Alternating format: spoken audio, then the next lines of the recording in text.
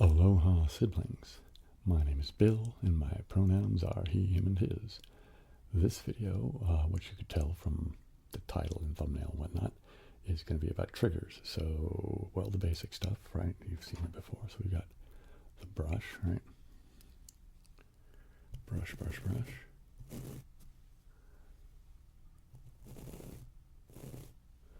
Okay, we're going to have the beard brush.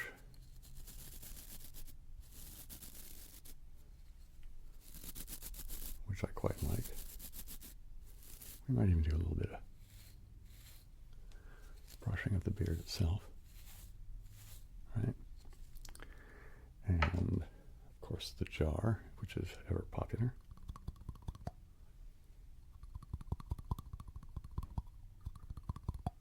All right, okay. And I have my chunk of wood. It's kind of filthy, isn't it? But it works, right? Probably do some tapping.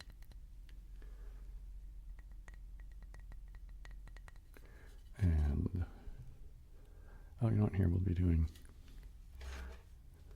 so you know how people do those preview things at the beginning of their videos? I'm not a big fan of those, to be honest, but I figured I would do, well, I don't know, my substitution for that is to just, you know, run through it like now. Anyway, I thought I might talk a little bit about affirmations. Affirmations. You know, the kind of thing that says, you know, I am a good person, you know, that kind of thing, and I will do well today, and, you know, that kind of thing. Truthfully, I've never really been that big of a fan of them. I know I always just felt a little silly about them, you know?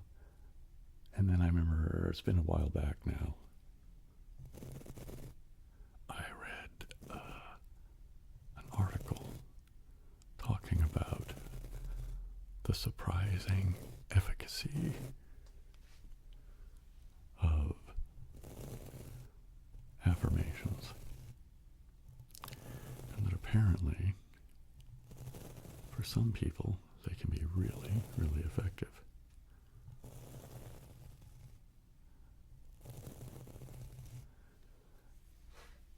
I mean, not necessarily that you're going to, if you just keep saying, I'm going to be a millionaire over and over again, that you'll end up being a millionaire, but that if you find affirmations that resonate with you and work, you know, as far as your own personal psychology goes, it can improve things like confidence and internal well-being psychology, which can actually make you be more successful, which might not make you a millionaire. Of course, it might, but it would make you potentially just more successful in general, and then you may find yourself being successful enough that you don't really care about whether you're a millionaire or not. Right? That's the kind of the thing that appealed to me. I wish I could remember where I came across that, because I would just cite it and put a link in the description or something like that, but I don't remember, so I guess you'll just have to take my word for it. And like I said, it's been a while ago. I can't even tell you precisely how long ago.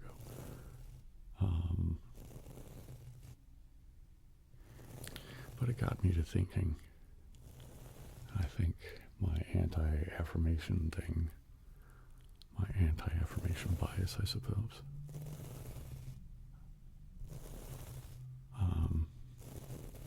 partially because I'm a bit of a curmudgeon, and in truth, a lot of it had to do with the kind of people that I sort of imagined doing it, and, you know, I guess it had to do with the people that I've met that were that had those kinds of things hanging around their house and stuff like that, you know, and they always just struck me as a little kind of you know, corny, I guess is the word I'm looking for, corny. Not that the people were corny, but that the posters and some of the messages, they just seemed, you know, but just because I found things corny is, well, you could always just tell me, dude, go away. Works for me. So if it works for you, then happy. So I don't really have any affirmations that come to mind. I'm hoping that maybe as I was doing this, something I might come up with some, But my suspicion is that, well, and part of this is also me remembering the thing that I read, right? Or parts of it are,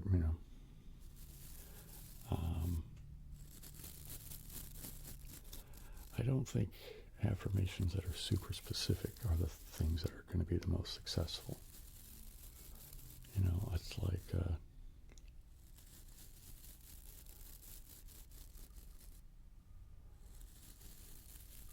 I'm trying to think of well, instead of wishing, like I said, like, the $1 million thing, right? Instead of wishing specifically for $1 million, wish for, a job that would help you maintain the kind of lifestyle and comfort that, you aspire to. And maybe even think about what that lifestyle and comfort might mean to you, right? Do you really need $1 million, or do you just need a comfortable place to sleep and a reliable and comfortable mode of transportation, access to, oh, there's a little fly in there. Go away, fly. And access to various resources that you might need, food, medical care, education, those types of things. But I think a big thing that's probably the most successful, and again, even thinking back to some of the things I've seen in people's houses that I thought were corny, most of them weren't like, oh, you're going to be rich someday. Most of them were around, have confidence, the kind of that, you can do it kind of things, right? Or when I was a kid, I don't know if they still make these or not, a very popular thing kind of within the realm of the affirmation universe, was this poster of a cat hanging from the branch of a tree, and had a graphic, text graphic over the picture that said, "Hang in there, baby." I always thought that was kind of cute. Also corny.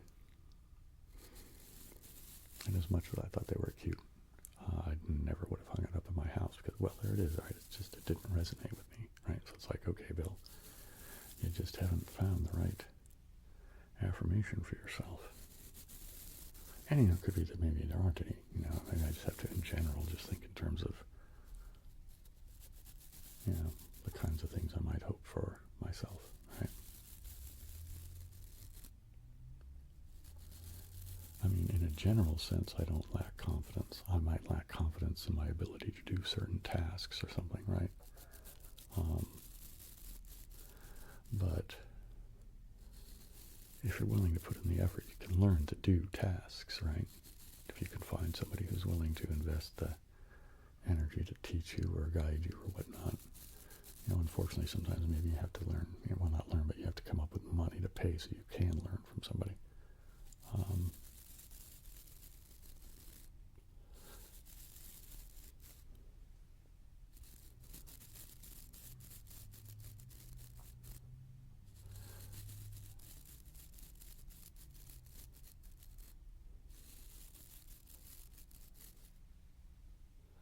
I think for me, most of my big problems are, well, and this is the second part of affirmations, I suppose, or maybe not the second part, but the flip side, I guess, is really what I mean to say. Because here's the thing I'm guilty of, which is kind of anti-affirmations. And anti-affirmations, what do I mean by that? When I make mistakes, which is frequent, I think, well, we all make mistakes, but, whether you think you make them too often or not is up to you, I suppose. But there's the thing, I tend to run myself down.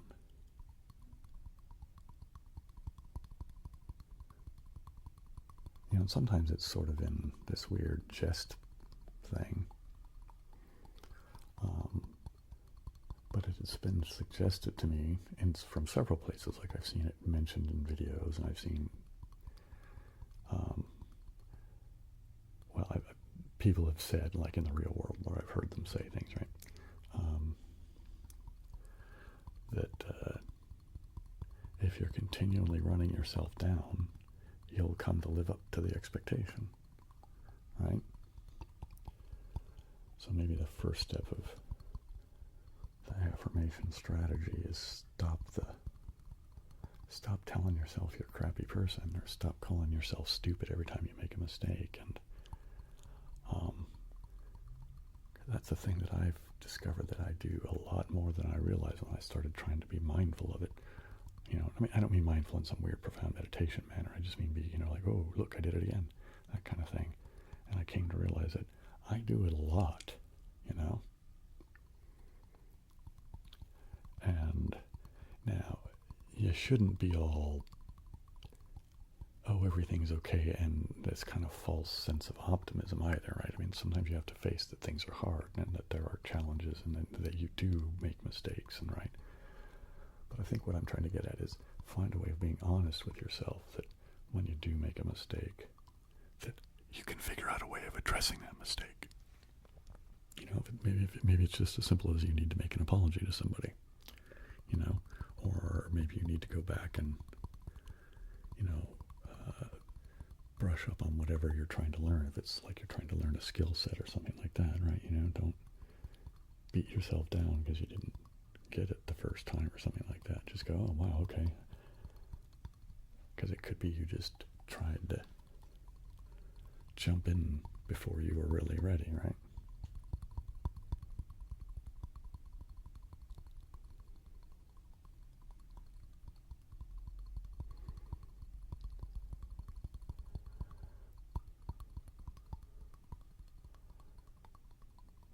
I really like this sound. It's a good sound by my estimation.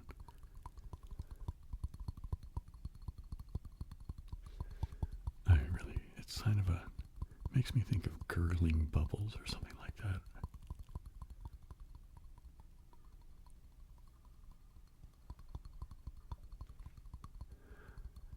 Another thing, I don't know, I just heard in my imagination as I'm doing this with my fingers, how it has this kind of rhythm to it, right, with a little bit of a rise and fall, basically because I'm hitting the edges sounds different than this finger, right?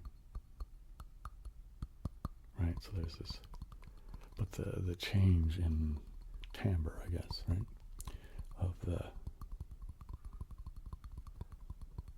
my fingers banging against the jar kind of makes me think of the rhythm of an old motor, especially like something like a big block V8 or something. I mean, it doesn't sound exactly like a big block V8. I'm not trying to suggest that, but there's something about I don't know. Maybe it's just me.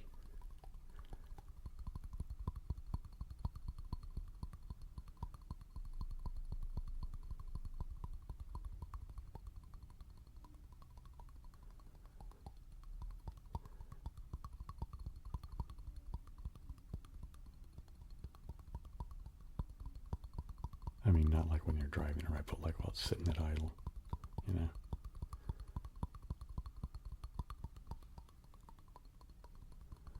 Although that might be a kind of a rough idle, huh?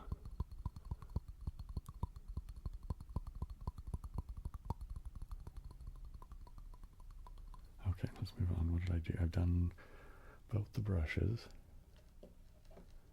right? I've done the jar. I'm going to do the block of wood now for a little while.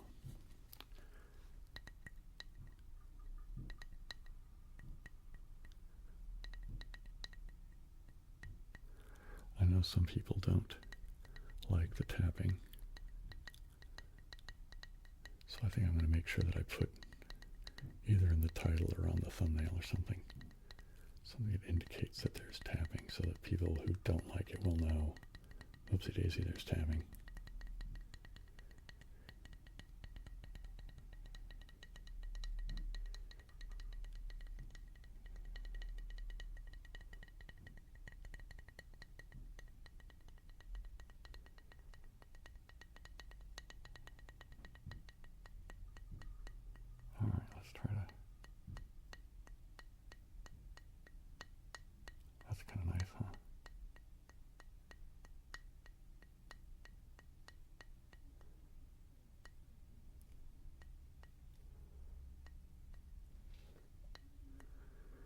a couple of people, because here's another one of those things that I do, right? It's like, I don't do tap that well, because I don't, here's the thing, part of the problem is, most of the time, when I'm making ASMR videos, it's not anything that's going to give me ASMR, you know what I mean? I think it's akin to the idea that, so a lot of times we're not comfortable hearing our own voices played back.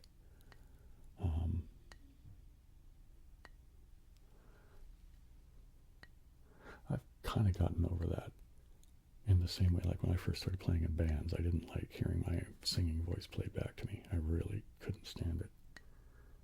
And I got over it. I mean, I'm not really a great singer. Actually, I'm kind of a lousy singer, frankly. And that's not me, that's just that doesn't bother me.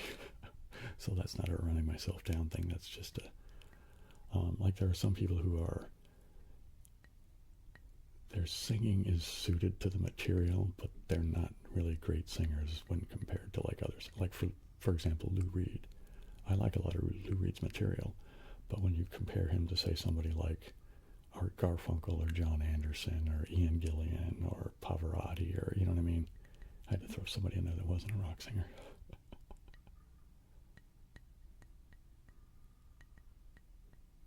You know what I mean?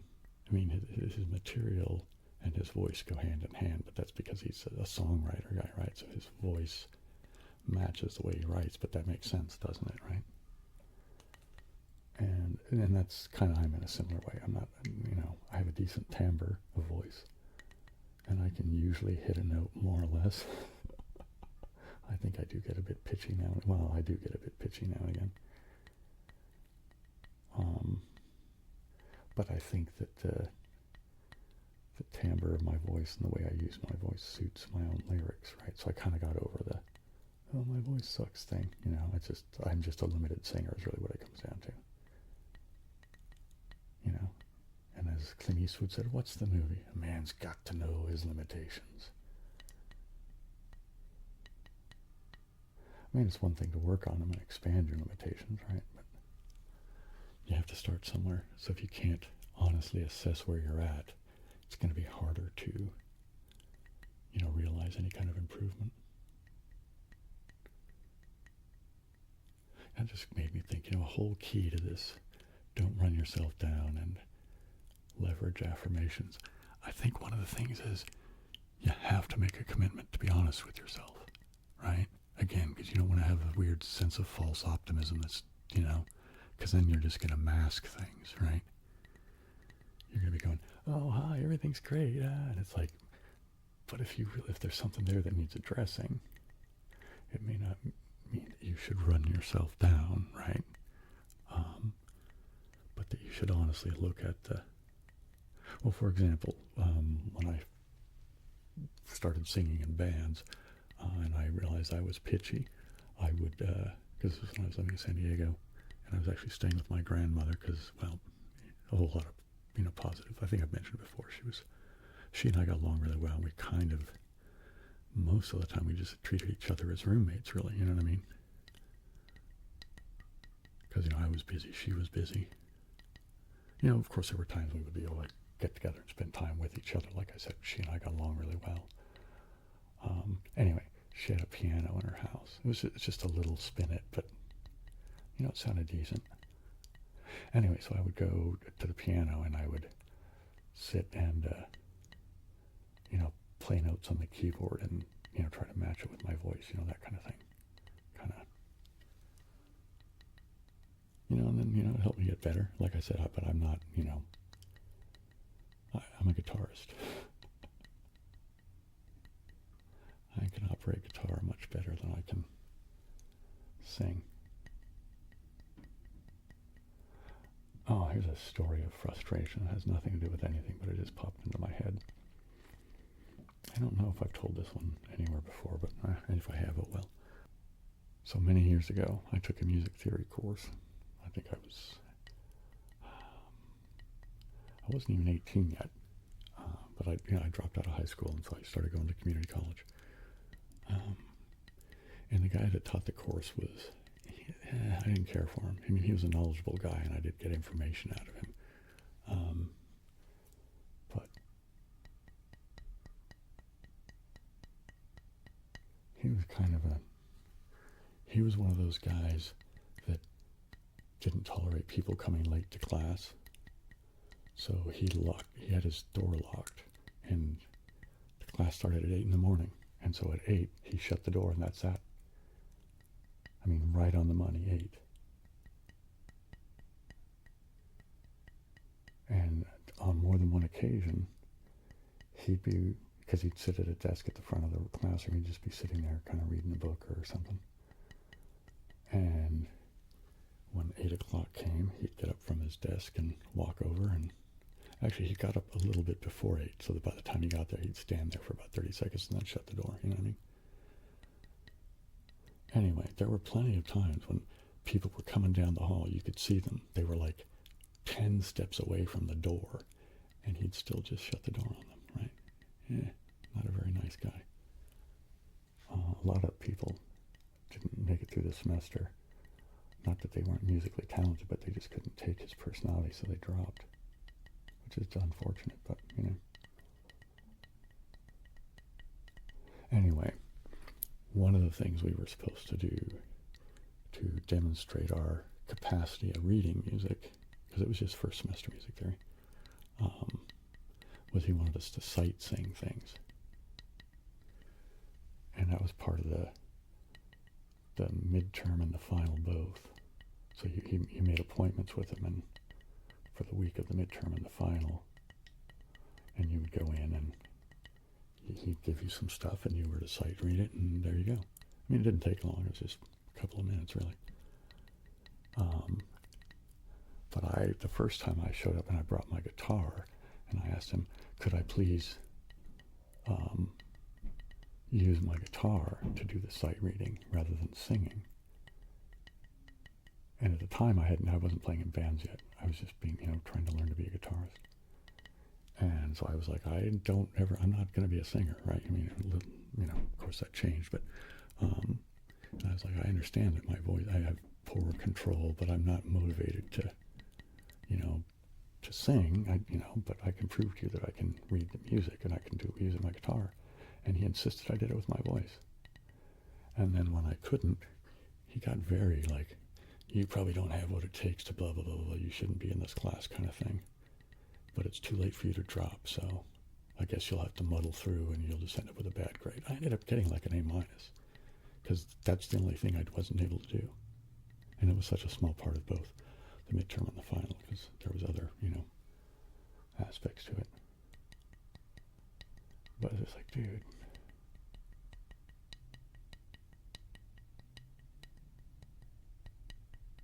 Because it wasn't a performance class, right? It was a theory class.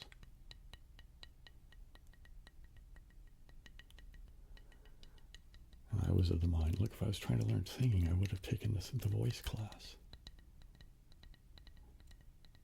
Anyway, so I didn't take any more theory out of that college. I ended up taking some piano. Oops. And it was this old Russian lady that taught the piano class when I took it. And she was excellent. I learned more theory from her. Anyway, what should we do? Here, let me get the board back for a second. And I like the brushing on the end grain. I don't know how much you guys like this or not, but I quite like the brushing on the end grain. And I realize it's kind of a soft noise, but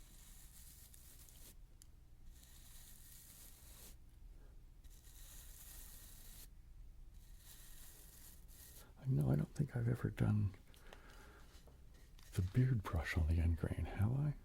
I'll give it a go after I do this for a little bit.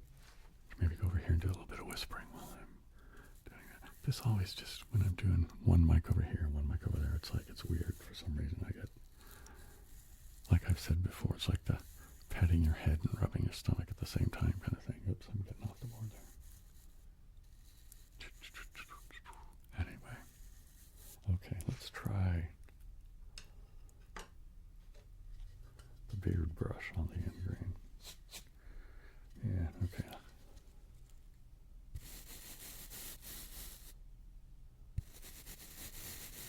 Oh, I like that.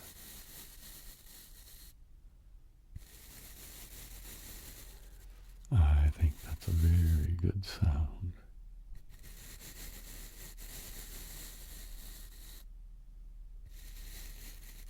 Nice, nice, yeah. Now let's get over here, do a little bit of whispering while I do the hand grain brushing over there. And whisper over here, brush over there. Whisper over here, brush over there. Whisper over here, brush over there. Yep, yep, yep. Oh, I still haven't come up with a decent affirmation for myself yet, have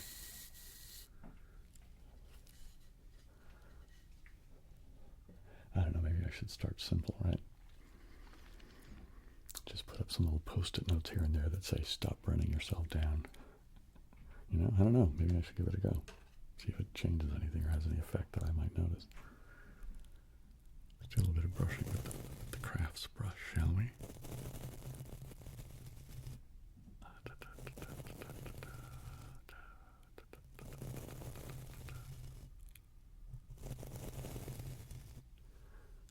And over here, we do a little bit of brushing over here.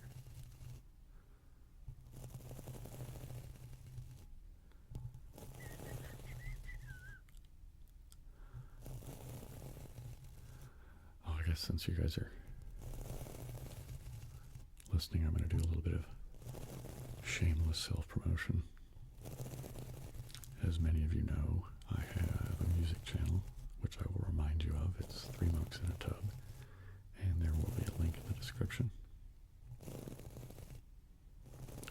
And I have the vlog channel.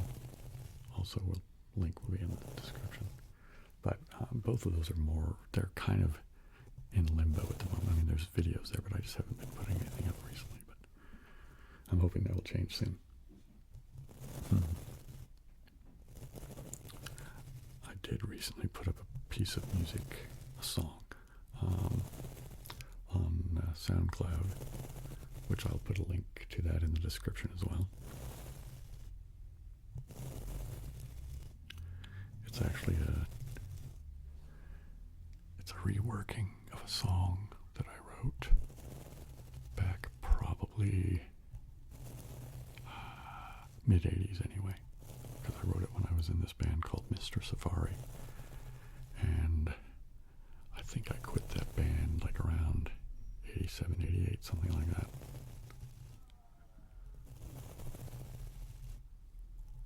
Anyway, it's one of those things that I've had, well, I wrote a long time ago, but, well, two things. One, I don't ever think of pieces of music as being finished, right? You can always rework them or do something different, or, you know, what you have is its current state. I mean, that's the way I think about it anyway. So if you had heard it back then, there's enough similarity that you would recognize that, oh, isn't that song? You know, but that's about it. But I'm pretty pleased with it. One of the things I did to it was I pared it down so it's under 3 minutes long.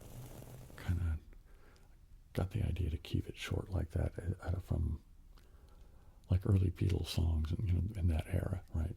Or, you know, pop songs in the 60s and stuff were, you know, like 3 minutes long. That was kind of the thing. Short and sweet, right? You sing the parts, you have a little bit of guitar solo, bada bing, bada boom.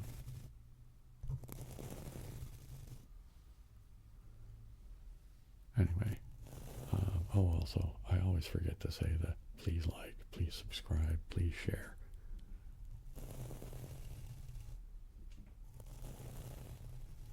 And sharing, I think, is probably the biggest one. Because that actually puts it in front of other people's eyeballs. Which is, you know, it's like, I think I mentioned before. I think the company was called Breck. Not 100% sure about that. Well, there is a company, there was a company called Breck. Oops, dogs are barking. Anyway, okay, where was I? Breck. There was a company called Breck that did hair care products. Shampoo is the thing I remember mostly. But they had this ad campaign. Well, whether it was Breck or not, there was an ad campaign back in the 70s that was like, tell 2 friends, and then they'll tell 2 friends, and then they'll tell 2 friends, and they did this thing with, like, it started off with this image of this woman, and then it was like there was 2 of her, and then there was 4 of her, and then there was 8 of her, right? And it was this whole kind of thing. I don't know. It was amusing, but it works, right? You know, the more people that find out about things, right? That's the idea, right? Anyway, there's enough of the gratuitous self-promotion. Maybe it's not gratuitous, but, you know, shameless anyway, right?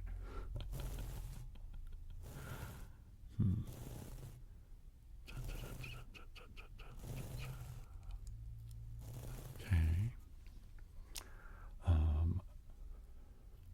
I was thinking, oh, you know what I was going to do? Because I don't ever really do this. Oops. How does this work? I think I've done it before. I just don't remember.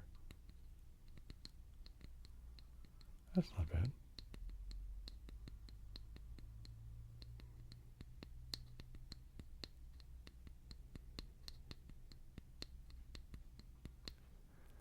Yeah, that's all right.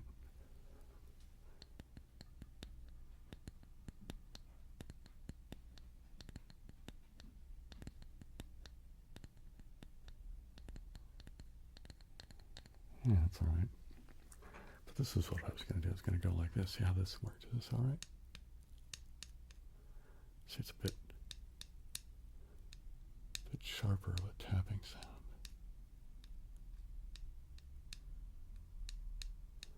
I might try it on the big chunk of wood too, I think.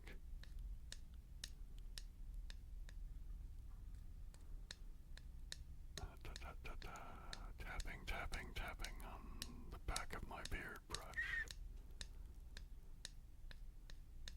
Let's do over here. Tap, tap, tap, tap, tap. Over there while I speak over here. Whisper, whisper, whisper while I tap over there, yeah. Whisper in this mic while I tap in that mic, yeah. Alright, let's go get the big chunk of wood. See what that does for us, yeah? Yeah, that's actually pretty good, huh? I like that. I like that quite a bit.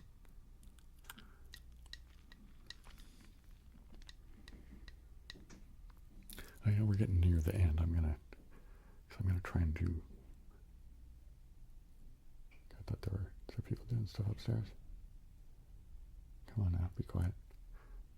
A while back, I did a silly thing where oh, here, you know, let me do this way so you guys can see the thing while I'm doing the tapping, yeah?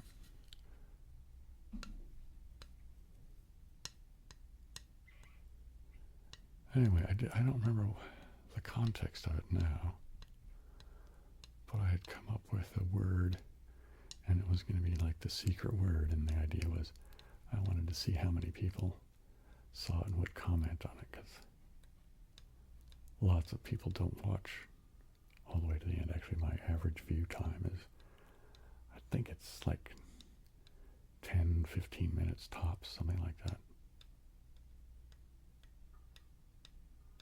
A lot of times even less than that, depending on the video.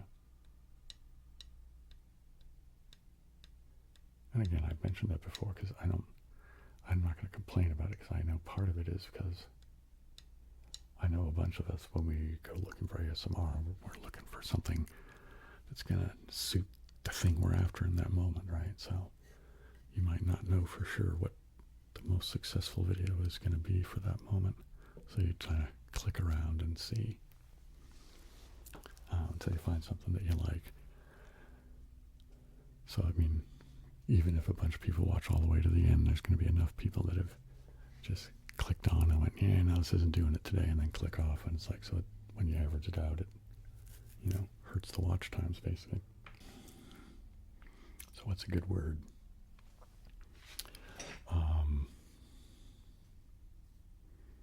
Parachute. I don't know why I just thought of the word parachute, but so the secret word for this video is parachute. Once again, the secret word for this video is parachute. So, if you're still watching this and you're so inclined, type parachute into the comments, and I don't know, I think I might try to do this periodically just because it amuses me. I mean, that's really what it is, you know. Holy mackerel. Is there anything else I want to do again before I move on to do something else as far as recording and all of that? No, I think I'm going to call that done for this video. I hope you guys liked it. I hope the triggers were successfully triggering, got everybody doing some tingling, or well, if you are after, you know, the sedative effect of the ASMR thing for sleep. But if you did that and you're asleep, you're not listening to me now, are you? At least not consciously. But yeah, so I hope that was, I basically just hope it was a successful video. I feel pretty good about it. So I hope you guys do too. And we're going to call that done. Stay tuned, kids, and aloha, siblings.